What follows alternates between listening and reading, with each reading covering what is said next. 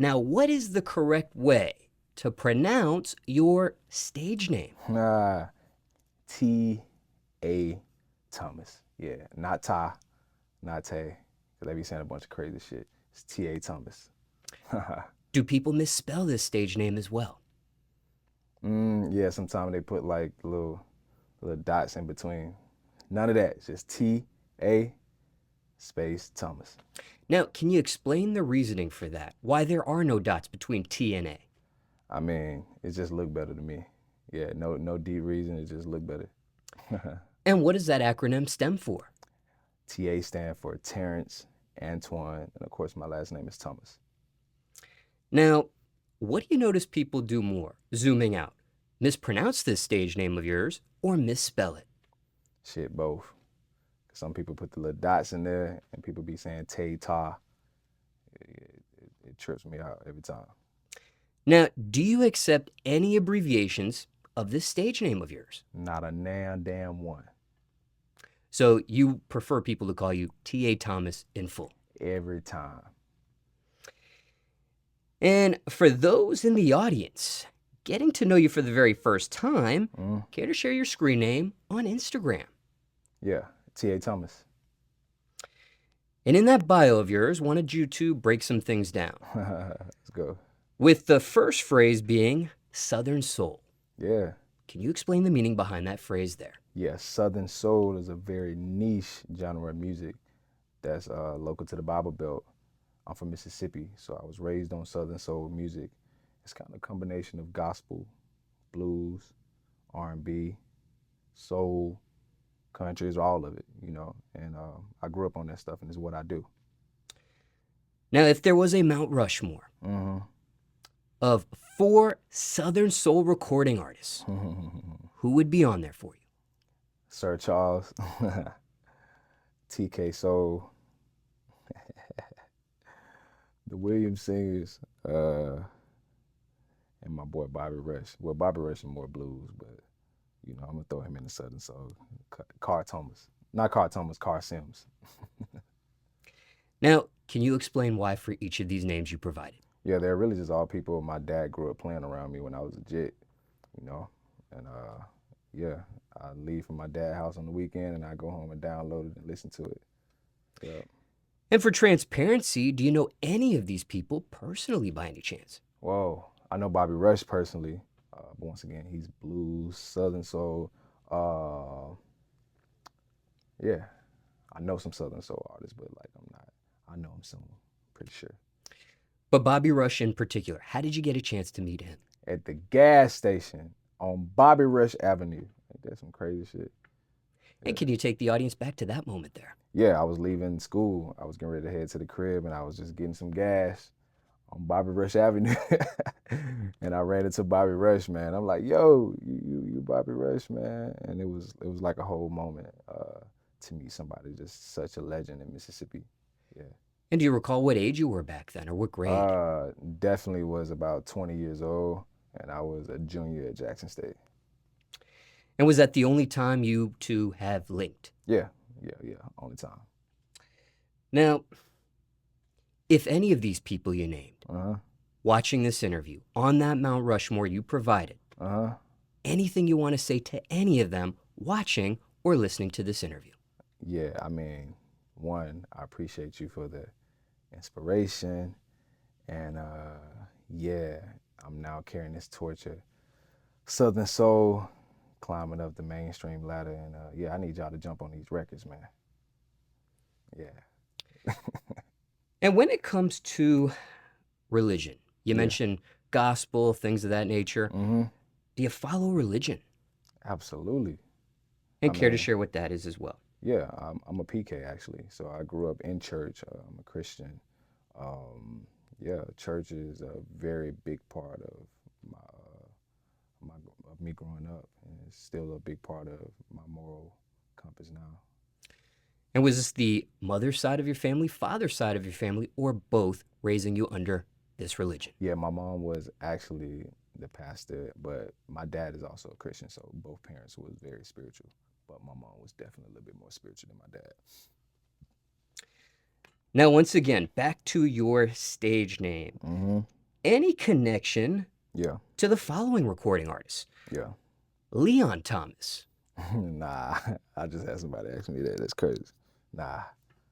Carl Thomas. Nah. That is my, nah, I'm just playing. Nah, we know Ken. No kin, but have you linked with any of these names? Yeah, Leon Thomas, I'm really good friends with Leon Thomas. Yeah. Okay, and do you recall the first time you two met? The first time, man, it was actually, he got this song called Breaking Point. And I heard it for the first time on his playlist, and I decided to sing it on my Instagram. And yeah, he followed me, reached out, and yeah, we actually ran into each other a couple of times in LA. Well, hold on. First of all, when he found that video, we exchanged contacts, and you know, chatted a little bit, ran into each other a couple of times, and Postman did a couple of sessions. But you know, we'll probably get to it soon. Now, was the last name a topic of conversation by any chance between you two? Nah, not at all. Nah.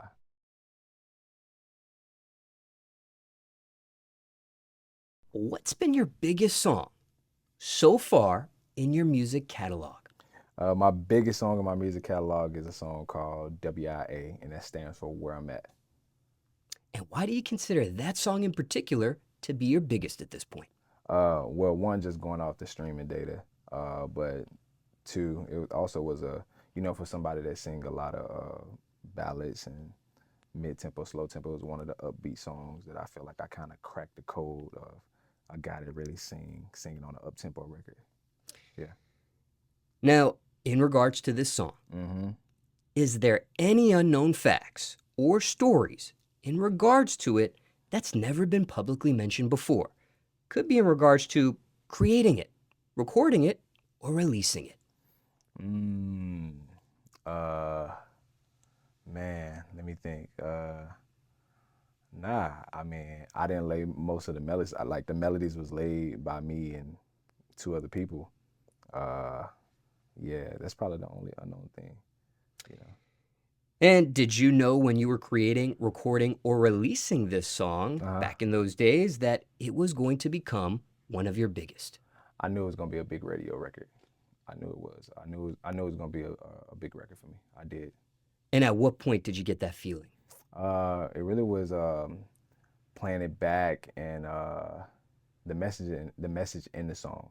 I felt like for such a meaty story, I was able to tell it on an up-tempo beat that felt like it could be played anywhere, in the club, in the car. I was like, yo, the message on this type of record and the melody choice is like fire. I knew it was gonna be big. I always knew it. Now, just to cross the T's and dot the I's here, was it a particular platform you released this song on? Mostly all major music platforms. DSPs? Yeah, most DSPs, yeah. Was it a cosign perhaps from someone, on this song? Not really. Yeah, this song really just gained strength by it just being so good. Was it a marketing strategy behind it by any chance? Not really. I mean, as far as the concept, you know, I'm just like driving in a whip, thinking about this shawty, but it really wasn't any type of deep marketing strategy for it, besides, you know, the digital marketing team and the genius stuff that they do. And what team is that you're referencing here? I mean, at that time, I was signed to this distribution company called Platoon. And pardon the brain fog here, but was there a sample in that beat by any chance? Nah, no sample. And was there a music video released as well for it? Yeah, it was a visualizer release for it. And do you credit that with the song's success or propelling this song? Yeah, I feel like any visualizer with a record kind of give the listener a different experience, so absolutely. And if you can recall the details of the release of this song, was that released at the same time the song was released, or was one released a little bit after? Nah. The music video and the song itself? It came out at the same time. Now, being that this is one of your biggest songs to date, has there been any thought on a remix for it? Man, not really. The song was so good by itself, I was just like, I don't really need nobody else on it. Yeah. What is your opinion on remixes, speaking of that as well? Yeah, I love remixes. I don't do a lot of them. You know, it just depends on the story. Sometimes a story don't need to be told by another person or reinterpreted. you know. So, you know, I'm sure I'll do remixes in the future, but you know, with the stuff I've had out right now, those stories have been good being told by myself. And have you ever done a continuation of a story when it comes to your music? Not just with this song in particular, but maybe previous songs you've done. I feel like this song Where I'm At was a part of a project called Caught Between Two Worlds, and every song was a continuation of a story. Got it. But never done a part two to Nah, a song or nah, nah, a nah, continuation in that manner. nah. Now, just thinking back, Mhm. anything else in regards to this song you didn't get a chance to mention about it as well? Your biggest song to date in your music catalog? Well, one of my really good friends, Terrell Roper, Trey, it was my first time meeting him. It was his first day in LA, and he had moved to LA that day. And yeah, we got introduced.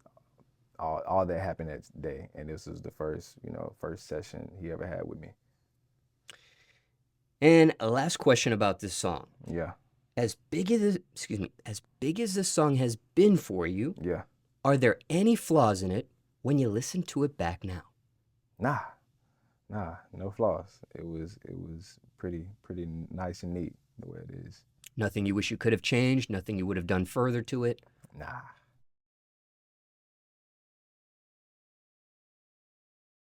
What's it really like being on Def Jam?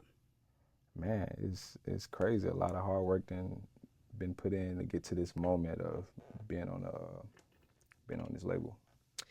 And who do you have the closest bond with on that imprint?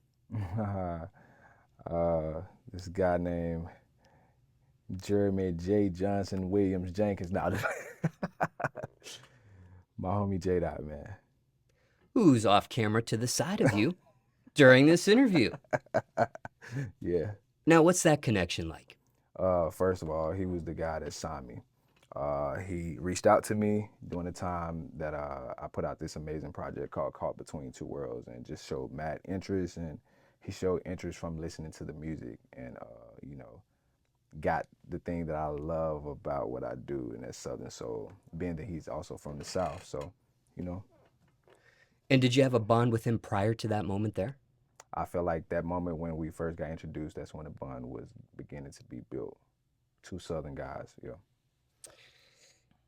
Now, hypothetically speaking here, if you were stranded on an island, talk to me, with one person from Def Jam, this shit crazy. You ask a guy, who would it be and why? You said if I was stranded with one person from Def Jam. Now, this could be somebody behind the scenes or somebody in front of the scenes, like another recording artist. Oh, strand me on the scene with. Hold on. Stay with me. What's her name?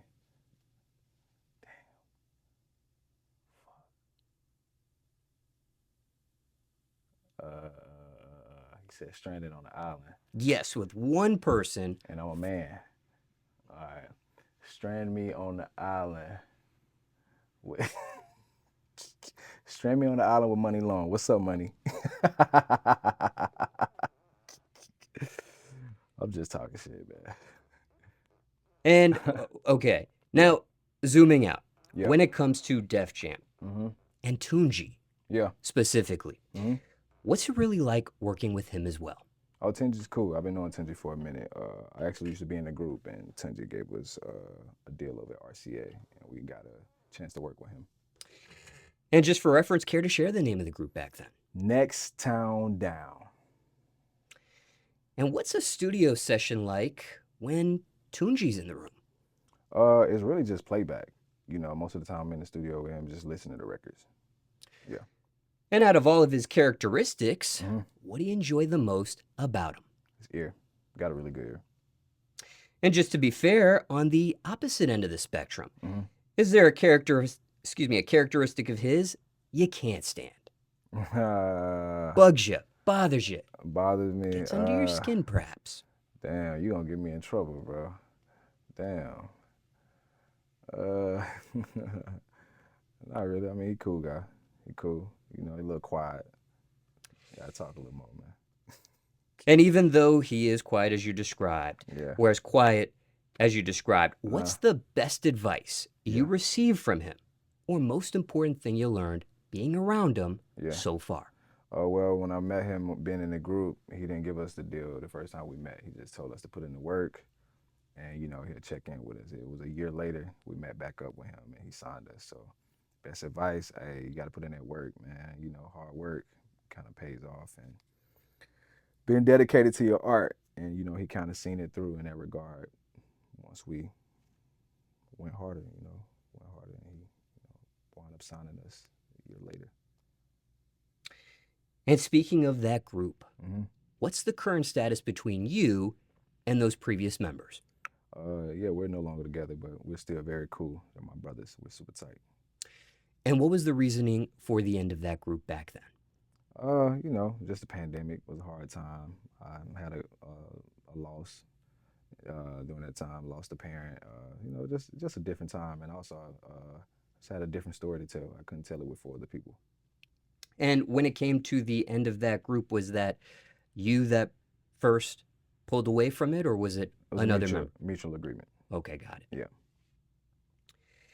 And just for reference, that parent that passed away in your life. Mm-hmm. Mother, father? Mother. Yeah. And do you recall what age that was in your life as well? I was 26. Now, mm-hmm.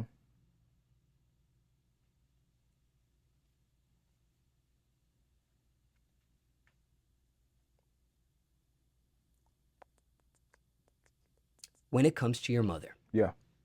what was she really like? She was super caring, very supportive, super spiritual. So, like, very encouraging along my journey as it relates to the spiritual side. She was very tapped in spiritually. Yeah. And do you remember the last correspondence you had with her?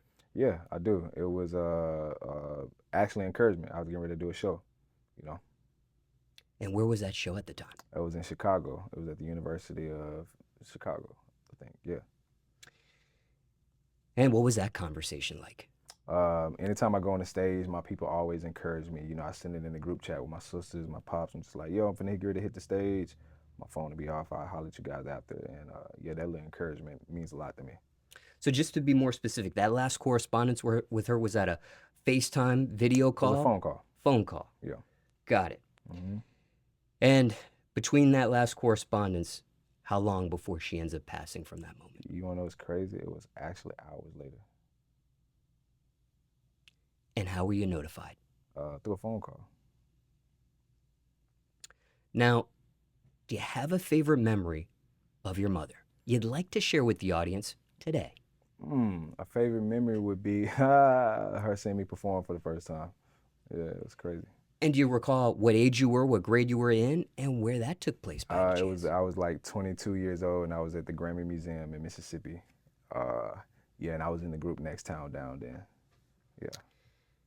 And what's the best advice you received from her, or most important thing you learned from her as well? Either or here. I mean, it's kind of a general thing, but, I always put God first, and I feel like that's something I've done at all of the heights in my career is I always kept God first and being led by the Spirit. And was that something that she says to you, or that's just something you gather from her? Yeah, we've been drilled to be spiritually guided since I was a little kid. Now, in regards to your mother, did she do anything musical as well herself? Not a musical damn bone in her body. And mentally, yeah, has this been something you sought any professional help over? Absolutely, yeah. And can you get into that? Yeah, I mean, I felt like my mom passed pre-pandemic, and I went back to LA, and it was just kind of hard. I feel like the 4 walls are caging in, and I just seek the therapist. My primary care doctor actually referred me to this lady he was working with ketamine therapy, and I didn't do ketamine therapy, but the therapist he was working with to operate that practice, she wound up becoming my personal therapist. And pardon the brain fog here, did you say this was a helpful treatment for you, just dealing mentally with the passing of your mother? Absolutely. It actually, besides the hurtful part, through the process of healing, it just like helped me be a better man. Now, circumstances could be different for everyone, Mm-hmm. but what do you say to others that might be dealing with the loss of a parent and maybe against mental dealing with a mental health professional or something of that capacity? Say that one more time. Okay, circumstances could be different for everyone, Mm-hmm. but let's say there's someone out there that's lost a parent themselves, Mm-hmm. but maybe against help from a mental health professional. I mean, I won't force you into it. I feel like life don't come with a grieving manual. I feel like, kind of give it time. Give it time. Just don't crash out. That's really the only advice I can really give you. Don't crash out. You know, take your time and know that if you want the help, it's there. You know what I'm saying? If you want the help, it's there for you. Just don't crash out now. And just for a little background information on this, was this something that you knew you wanted to do, you were open to do from the get-go, you voluntarily do, or was it just a conversation with your primary care doctor that led to Yeah, it the was actually professional help? like I was dealing with stress. It's no secret that, man, we kind of bottle shit up. It's like a thing we do. And my primary care doctor, I started, having symptoms of being stressed out. I'm like, yo. And he just was like, yo, I feel like you need to talk to somebody. And I actually feel like I know somebody that would be really dope for you. Yeah. Now, I asked you a variety of questions here For in sure. regards to your mother. Anything else on that subject there? Nah.